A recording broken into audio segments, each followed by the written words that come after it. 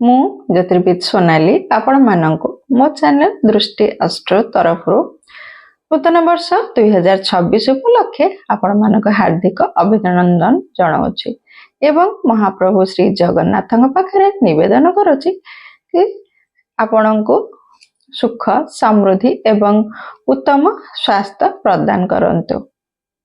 तेबे आसंतु जानिबा राशि चक्र प्रथम राशि मेष राशि। मेष राशि व्यक्ति मानक पई 2026 मसीहा किपरि रहिबो। मोर राशिफल चंद्र राशि उपर आधारित। मेष राशि व्यक्ति माने बहुत उत्साही एवं ऊर्जावान होइथांती। सब कार्य आगभर होइथांती। मंगलदेव वर्ष आरंभ रे आपणकर दशम एवं एकादश भाव उपरे गोचर करिवे। दशम भाव कर्मर भाव, एकादश भाव लाभर भाव। दशम भाव रे मंगलदेव उच्च होइथांती, तांकर उच्च राशि। तेणु आपण किछि कर्म क्षेत्र लाभवान बा उन्नति हेबार संभावना रहिछि। एकादश भाव लाभ भाव मंगलदेव को तर जेहेतु आपणकर राशि अधिपति, तेणु आपण किछि लाभवान मध्य होई पारंती। देवगुरु बृहस्पति आपणकर वर्ष आरंभ रे तृतीय भाव रे अवस्थान करुछंती। तृतीय भाव रे अवस्थान करी आपणकर नवम भाव को दृष्टि देउछंती। बृहस्पति दृष्टि अमृत दृष्टि कहा जाए। तेणु आपणकर जते आपण परिश्रम करुथिले सेते फल पाई नथिबे, किंतु आपणकर परिश्रम रे जेहेतु भाग्याधिपति भाग्य भाव को दृष्टि पड़ुछि, तेणु आपण भाग्य आपण से क्षेत्र में सहयोग करिवो। जून मास देवगुरु बृहस्पति चतुर्थ भाव को चलन करुछंती। चतुर्थ भाव हेउछि घर, सुख, वाहन, भूमिर भाव। तेणु से भाव को जतले बृहस्पति देव चलन करुछंती, से होछि तांकर उच्च राशि। तेणु ए सब किछि प्राप्त होबार संभावना रहिछि।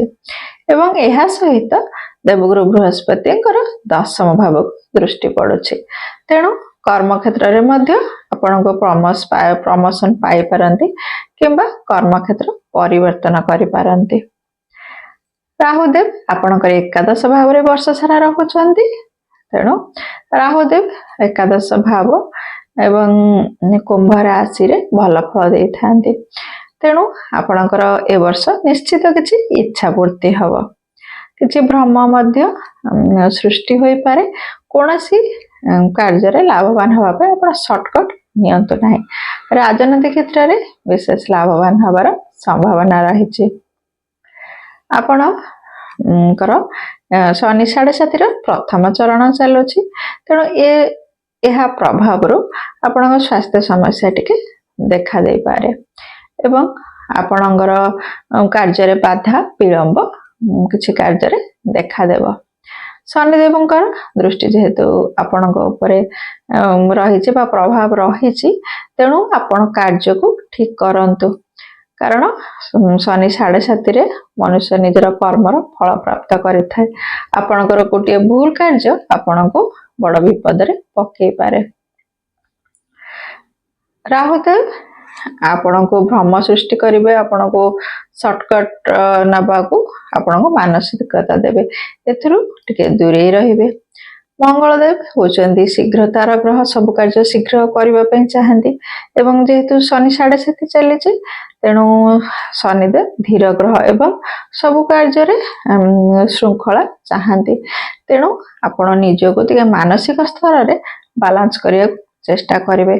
कोनोसी कार्य आपण तरबर होई न करी भाबी चिंती कार्य करिवे। कोनोसी पेपर जदी साइन करूचंती भल से चेक करी साइन करिवे। एवं आपण जदी कर्म क्षेत्र परिवर्तन करूचंती किबा नूतन कार्य आपण आरंभ करूचंती, सब विषय भाबी चिंती कले आपणक पई भल रहियो। केतुदेव आपणकर पंचम भाव रे अवस्थान करूचंती। आपणकर संतान माने आपणकर टिके आपणको लागि पारे टिके अमानिया होउछंती, कथा मानु नाहंती। सूर्यदेव आपणकर पंचमाधिपति वर्षर जेतेबेले पंचम भाव उपरे गोचर करिवे, आपणको सरकार तरफ किछि लाभवान हेई पारंती। ଆପଣଙ୍କ ଯଦି ରିସର୍ଚ୍ଚ କରୁଛନ୍ତି କୌଣସି ଉଚ୍ଚ ଶିକ୍ଷାରେ ଆପଣ ଲାଭବାନ ହେବାର ସମ୍ଭାବନା ରହିଛି। ପ୍ରେମ ଏବଂ ବୈବାହିକ ଜୀବନରେ ଆପଣଙ୍କୁ ଟିକେ ତାଳମେଳ ରକ୍ଷା କରିବାକୁ ପଡ଼ିବ, କାରଣ ଆପଣଙ୍କର ରାଗ ଆଉ ବାଣୀ ଯଦି ଆପଣ ବାଣୀ ଉପରେ ଟିକେ କଣ୍ଟ୍ରୋଲ ନ ରୁହେ ତେବେ ଆପଣଙ୍କର ସମ୍ପର୍କରେ ଫାଟ ସୃଷ୍ଟି ହେବାର ସମ୍ଭାବନା ରହିଛି। ଆପଣଙ୍କର ଏଇଭଳି ଭାବରେ ବର୍ଷଟି ବିତିବାର ସମ୍ଭାବନା ରହିଛି। ତେଣୁ ସବୁ ଜିନିଷ ଟିକେ ଭାବିଚିନ୍ତି କାର୍ଯ୍ୟ କଲେ ଆପଣ ଅସୁବିଧାରେ ବଞ୍ଚି ଯାଇପାରିବେ। ଶୁଭଫଳ ପ୍ରାପ୍ତି ପାଇଁ ଆପଣ ଏ ବର୍ଷ ହେଉଛି ସୂର୍ଯ୍ୟଙ୍କର ବର୍ଷ। ସୂର୍ଯ୍ୟଙ୍କୁ ଆପଣ ଜଳ ଅର୍ପଣ କରନ୍ତୁ, ଆଦିତ୍ୟ ହୃଦୟ ସ୍ତୋତ୍ର ପାଠ କରନ୍ତୁ, କାରଣ ସୂର୍ଯ୍ୟଦେବ ହେଉଛନ୍ତି ମଙ୍ଗଳଦେବଙ୍କର ମିତ୍ର। ତେଣୁକରି ଏ ବର୍ଷ ଆପଣଙ୍କୁ କିଛି ଶୁଭଫଳ ପ୍ରାପ୍ତ କରିବାର ମଧ୍ୟ ସମ୍ଭାବନା ରହିଛି। ଏହା ସହିତ ଆପଣ ହନୁମାନ ଚାଳିଶା ପାଠ କରନ୍ତୁ ବା ଆପଣ ମା ବଗଳାମୁଖୀଙ୍କର ପୂଜା କରନ୍ତୁ, ଆପଣ ଶୁଭଫଳ ପ୍ରାପ୍ତ କରିବେ। ବିଦାୟ ନେଉଛି। ଜୟ ଜଗନ୍ନାଥ।